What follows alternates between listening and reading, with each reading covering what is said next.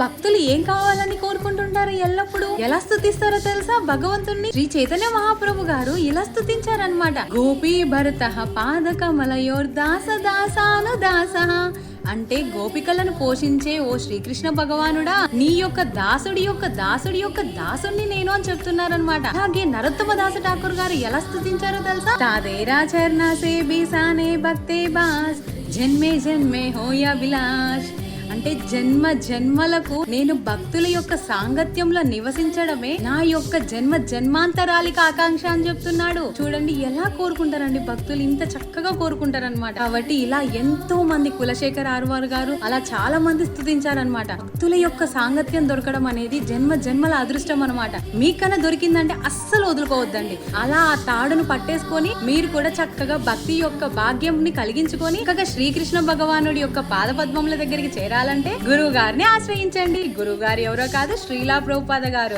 పుస్తకాలన్నీ రచించారనమాట మన కోసమే. పనిచేసి ప్రతిరోజు అధ్యయనం అనేది చేసేయండి. హరే కృష్ణ.